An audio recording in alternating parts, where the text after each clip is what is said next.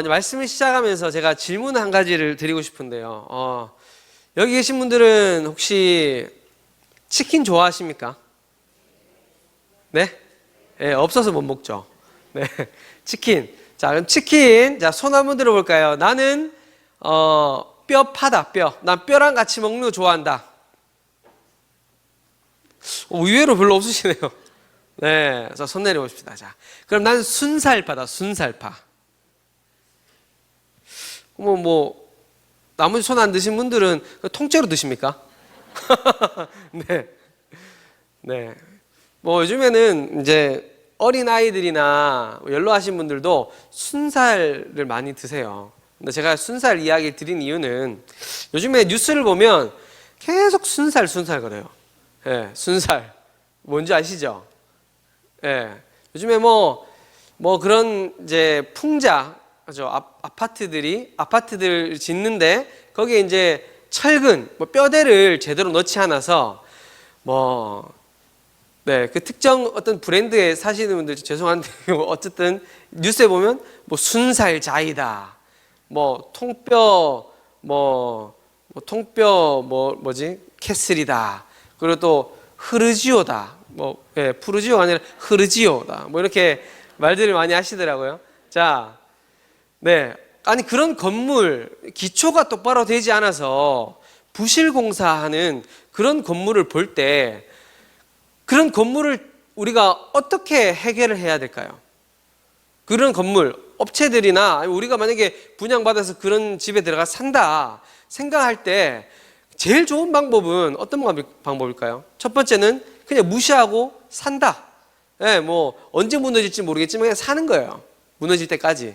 두 번째 제일 좋은 방법은 뭐겠습니까? 다시 짓는 거죠. 무너뜨리고 다시 짓는 거. 물론 이제 시간과 돈이 들겠지만 집에 사는 사람의 입장에서는 안전하게 오래 살고 싶잖아요. 그렇죠? 내 평생의 집인데. 자, 제일 좋은 방법은 기초가 잘못된 것은 아예 뿌리부터 뽑아서 다시 짓는 거예요. 다시 짓는 거. 오늘 말씀에 보면 미가 선지자는 지금 하나님의 말씀을 듣고 하나님의 백성들에 대해서 선포하는데 하나님을 떠나고 패역한 하나님의 백성들에 대해서 하나님의 심판을 지금 선포하고 있습니다. 하나님의 심판을 선포하는데 이 심판이 그냥 발로 밟아서 완전히 그냥 으스러뜨리고 없애버리겠다라는 그런 심판이 아니라 잘못된 것을 뽑아내지만 다시 회복시키겠다라고 말씀하시는 하나님의 위로가 이 말씀 가운데 적혀져 있어요. 우리가 오늘 읽은 말씀의 미가는 크게 세 부분으로 나눠져 있습니다. 첫 번째는 1장부터 3장까지 심판의 신탁이 담겨져 있어요. 1장부터 3장까지. 두 번째는 4장 1절에서 5장 15절까지 위로의 신탁이 담겨져 있습니다. 세 번째는 6장 1절부터 7장 20절까지 심판과 위로의 신탁이 이렇게 세 부분으로 담겨져 있어요. 특별히 오늘 말씀을 통해서 우리가 받을 수 있는 위로가 무엇인가, 하나님께서 우리에게 주시고자 하는 위로가 무엇인가 우리 한번 생각해 봤으면 좋겠습니다. 오늘 우리가 읽은 말씀은 위로의 신탁, 위로 신탁의 첫 번째 부분이거든요. 먼저 우리가 읽은 이 말씀, 오늘 읽은 말씀의 앞부분을 현대인의 성경으로 우리 한번 같이 읽어보겠습니다. 3장 9절부터 12절까지 말씀인데 한번 읽어볼까요? 시작. 정의를 미워하고 불의를 일삼는 이스라엘의 지도자들아 들어라. 너희는 시온을 피로 예루살렘을 죄악으로 건축하고 있다. 성을 다스리는 자들이 뇌물을 받고 재판을 하며 제사장들은 금료를 받고 율법을 가르치고 예언자들은 돈을 받고 점을 쳐주면서도 여호와의 이름을 들어 여호와께서 우리 가운데 계시지 않느냐, 재앙이 우리에게 내리지 않을 것이다 하고 말한다. 그래서 너희 때문에 시온이 밭처럼 경작될 것이다. 예루살렘은 폐허가 되고 성전 언덕에는 잡목 숲이 무성할 것이다. 아멘. 불의한 이스라엘의 지도자, 정치인들, 종교 지도자들로 인해서 예루살렘의 심판이 지금 하나님으로부터 선포되고 있는 거예요. 더 앞으로 가면 오늘 말씀 더 앞에 보면 이스라엘 지도자, 정치인들, 종교 지도자들 뿐만 아니라 이스라엘의 모든 백성들, 그러니까 지도자부터 모든 백성들까지 하나님께서 심판을 선포하십니다. 온 나라가 하나님의 말씀과 상관없이 약자들의 피를 빨아먹고 공의와 정의가 무너졌으며 말씀보다 돈에 눈이 먼 제사장들, 하나님의 뜻과 전혀 상관없이 듣기 좋은 예언들을 전하면서 하나님의 이름을 들먹이고 있는 그런 예언자들로 온 이스라엘, 온 예루살렘이 가득했다라고 지금 이야기하고 있는 거예요. 그들은 우상 숭배하면서 하나님을 배신했습니다. 열방의 문화를 오히려 앞장서면서 그 악한 이방인들의 문화를 바꾸어야 될 하나님의 백성들이 오히려 세상의 이방의 문화를 따라갔어요.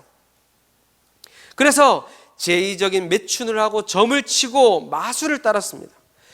세상의 모범을 보여야 되는데 오히려 이방의 문화에 따라가게 됐고, 또 그들은 안전을 위해서 하나님을 의지하기보다 군사적인 발전과 동맹국에 오히려 목을 맸습니다. 하나님을 바라보는 것이 아니라 사람의 힘에 목을 맸어요. 지도자들은 언약과 약속들을 등한시하고 제사장과 선지자들도 자신들의 배를 불리기 위해서 하나님의 이름을 내다 팔았습니다. 동시대에 활동했던 이사야 선지자도 말씀을 통해서 그 시대가 얼마나 타락했는지 말씀하고 있는데, 우리 같이 한번 이사야서 1장 21절과 21절부터 26절까지 말씀을 같이 한번 읽어보겠습니다. 21절부터 26절 시작.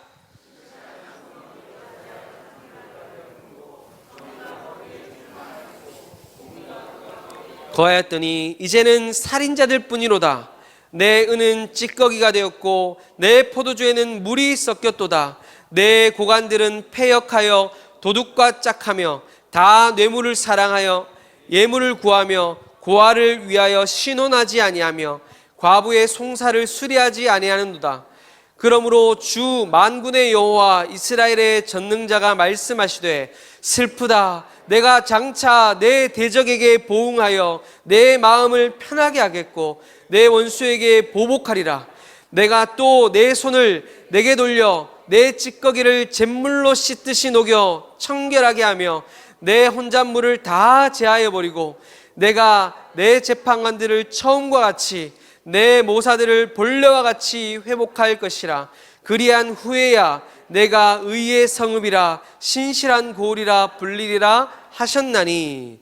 아멘. 지금 하나님께서 신실하던 성읍이 어찌하여 뭐가 됐다고 얘기하십니까? 창기가 됐다, 살인자들이 됐다, 찌꺼기가 끼었다. 그리고 말하면서 하나님의 백성들을 뭐라고 이야기하십니까? 내 백성이라 말하는 것이 아니라 내 원수들이다 라고 지금 이야기하고 있는 것이죠. 정말 하나님의 백성들이 하나님 앞에서 얼마나 패역했으면 하나님의 그 마음이 안타깝다는 것이 말씀을 통해서 드러나고 있잖아요. 그렇죠? 이렇게 하나님을 떠나 하나님 앞에서 패역한 백성들을 향해서 오늘 말씀 미가서에서는 하나님이 심판을 말씀하시지만 우리가 오늘 읽은 말씀은 위로를 말씀하고 있어요. 위로. 하나님께서는 자신의 백성들의 타락에 대해서 반드시 벌을 내리십니다. 벌을 내리시지 않는 분이 아니에요. 반드시 벌을 내리시지만 그것으로 끝내는 것이 아니라 다시 회복시키겠다라고 위로의 말씀을 하고 있는 거예요. 우리 1절 말씀 같이 한번 다시 읽어볼까요? 1절 말씀 시작. 끝날에 이르러는 여호와의 전에 산이 산들의 꼭대기에 굳게 서며 작은 산들 위에 뛰어나고 민족들이 그리로 몰려갈 것이라. 아멘. 오늘 우리가 아까 전에 읽었던 이사야서 말씀에서도 말씀 마지막에 이렇게 이야기하잖아요. 내가 내 재판관들을 처음과 같이 내 모사들을 본래와 같이 회복할 것이라. 그리한 후에야 내가 의의 성읍이라 신실한 고을이라 불리리라 하셨나니. 지금 하나님께서는 무엇을 말씀하십니까? 너희가 나를 떠났으니까 난 너희들 버릴 거야. 너희가 나를 배반했으니까 나도 너희 그냥 짓밟아 버릴 거야. 이렇게 말씀하시는 게 아니죠. 패역한 백성들을 끝까지 포기하지 않겠다라고 하나님께서 말씀하고 계시는 거 아닙니까? 하나님께서는 하나님의 백성들을 끝까지 포기하지 않겠다라고 지금 말씀하고 있는 거예요. 우리가 그렇잖아요. 우리가 자녀들을 포기할 것 같으면, 그냥 내버려 둘 것 같으면, 아이고 그냥 뭐 지 멋대로 살다가 알아서 그냥 뭐 탱자 놀다가 그냥 지 인생 지가 알아서 살겠지 라고 그냥 잔소리할 필요도 없잖아요. 그렇잖아요. 그렇죠? 근데 부모가 자식을 끝까지 포기하지 않으니까 어떻게 합니까? 잔소리도 하고 회초리도 들고 같이 눈물을 흘리고, 그 자식 진짜 철없어 보이는 자식 손 붙잡고 눈물 흘리면서 기도하는 게 부모의 마음이잖아요. 사람들은 우리를 다 포기할 수도 있습니다. 사람들이 우리를 포기할 수도 있어요. 세상은 약해 보이고 쓸모없어 보이는 자를 포기하고 내버릴지 모르지만, 우리 하나님께서는 하나님의 백성들을 끝까지 포기하지 않는다는 거예요. 여기 앉아있는 저와 여러분들이 그 산 증인이잖아요. 그렇죠? 하나님이 끝까지 포기하지 않았기 때문에 우리가 지금 이 자리에 앉아있는 거 아니겠습니까? 그렇기 때문에 우리는 내 자신을 끝까지 포기해서는 안 돼요. 하나님도 우리를 포기하지 않으니까요. 내 가족, 내 자녀들, 내 주변에 나를 마음 아프게 하는 사람들, 나를 정말 힘들게 하는 사람들, 나를 정말 헐뜯고 나에게 고통을 주는 그 사람들, 내 형제 자매들, 내 친구들, 내 마음을 아프게 하는 내 자녀들, 그들을 끝까지 포기해서는 안 됩니다. 왜 그렇습니까? 하나님이 나를 끝까지 포기하지 않으시고 그들을 끝까지 포기하지 않기 때문이에요.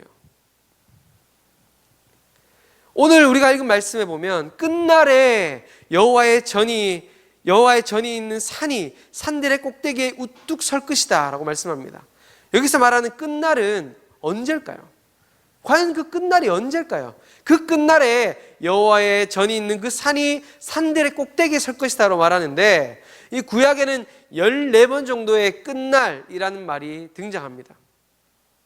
어떤 막연한 날을 이야기하는 게 아니에요. 이 끝날은, 이것은 막연한 날을 이야기하는 것이 아니라 하나님께서 세상의 모든 악한 세력을 무찌르시고 궁극적인 승리를 쟁취하시는 날, 하나님의 백성들의 회복과 승리, 영광을 보장하는 날, 그날이 바로 끝날이다 라고 이야기하는 것입니다. 그런데 이것이 무조건적인 회복과 승리를 이야기하는 것이 아닙니다.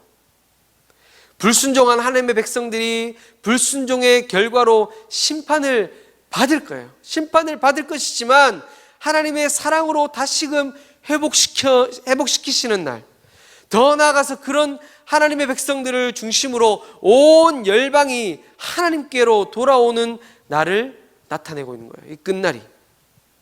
그러니까 지금 하나님께서는 하나님의 백성 이스라엘이 비록 하나님의 말씀을 어기는 불순종의 죄를 범하였지만 그에 따르는 결과로 심판을 받게 될 것이지만 그것이 끝이 아니라 반드시 회복시키실 것이다. 반드시 승리와 영광의 날을 보게 해 주실 것이다 라고 약속하고 있는 것입니다. 이것이 얼마나 큰 위로가 되는 말씀입니까? 세상에서 가장 비참한 것이 무엇일까요? 제일 비참한 것이 무엇일까요? 그것은 잘못한 것을 보고도 그냥 방관하고 가만히 내버려 두는 거예요. 그렇죠? 잘못한 것을 보고 가만히 그냥 내버려 두고 방관하는 것만큼 속 편한 것도 없지만 그만큼 정말 비참한 것도 없을 겁니다. 잘못한 것에 대해서 질책하고 혼이 날 때 아프고 쓰라리지만 그런 질책이 있어야 어떻게 되겠습니까? 바르게 성장하고 바르게 자라나는 거잖아요. 그렇죠? 제가 얼마 전에 한 뉴스에서 어떤 범죄자가 이런 말을 하는 것을 봤습니다. 어떤 말을 했냐면, 만약 그때 내가 어릴 때, 내가 쪼만할 때, 그때 내가 작은 잘못을 하고 작은 범죄를 저질렀을 때 내 주변의 부모님이, 내 주변의 어른들이 나에게 질타하고 질책하고 나를 혼내줬더라면 내가 지금 이런 큰 범죄를 저지르지 않을 수 있었을 텐데 라고 그런 말을 하더라고요. 그렇게 후회하는 기사를 봤습니다. 세상은 잘못에 대해서 그냥 무시하고 방관하고 넘어갈 수도 있어요. 왜냐하면 자기들은 그렇게 가만히 내버려두면 편하니까요. 그러나 우리 하나님은 사랑의 하나님이시지만, 우리의 하나님은, 우리의 왕 되신 하나님은, 우리의 주인 되시는, 우리의 아버지 되시는 하나님은 우리의 잘못, 작은 잘못 하나도 그냥 내버려 두시는 분이 아니심을 믿으실 수 있길 소망합니다. 우리 하나님은 우리의 작은 잘못, 정말 별것 아닌 것 같아 보이는 그런 죄도 하나님은 반드시 그것을 물으시고 책임을 지게 하시는 분이심을 믿을 수 있길 소망합니다. 왜 그럴까요?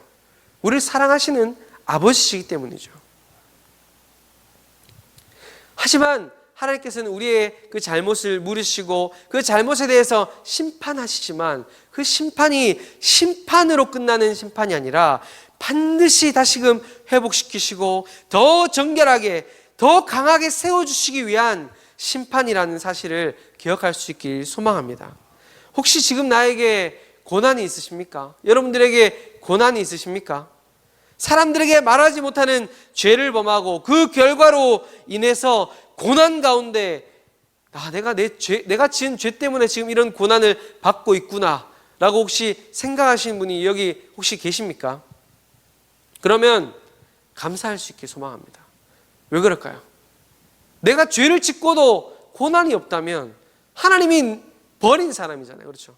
그런데 내가 죄를 짓고 내가 하나님 앞에 범죄한 것에 대해 반드시 고난을 받고 심판을 받는다면 감사해야겠죠. 왜냐하면 하나님이 나를 끝까지 포기하지 않으셨기 때문입니다.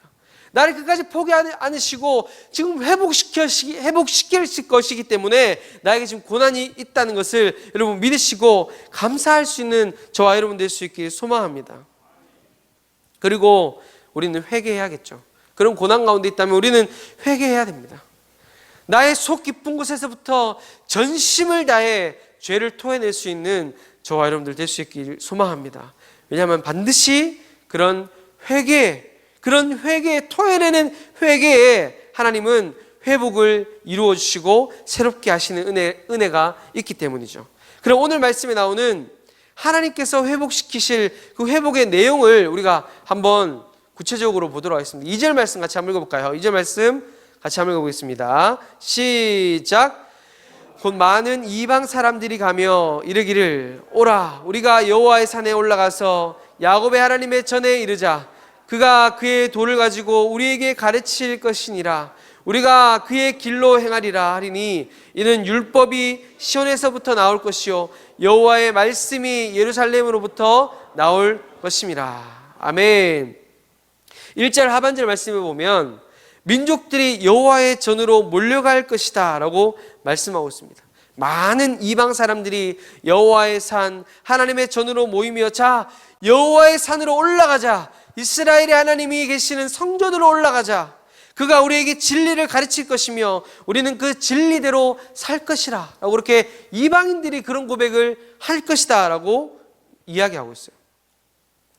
하나님의 뜻을 떠나 심판을 받고 황폐하게 될 하나님의 백성들이지만 세상의 손가락질을 받는 신세가 될 것이지만 하나님께서는 반드시 회복시키실 것이고 모든 이방 민족들이 하나님의 백성들에게 하나님의 전으로 몰려올 것이다 라고 하나님께서는 말씀하고 있는 것입니다. 왜 하나님의 전으로 모인다고 이야기합니까? 여호와의 말씀을 배우기 위해, 여호와의 말씀을 배우기 위해 하나님의 전으로 몰린다고 이야기하고 있습니다. 저는 이 부분이 참 저에게 위로가 됐습니다. 왜냐하면 지금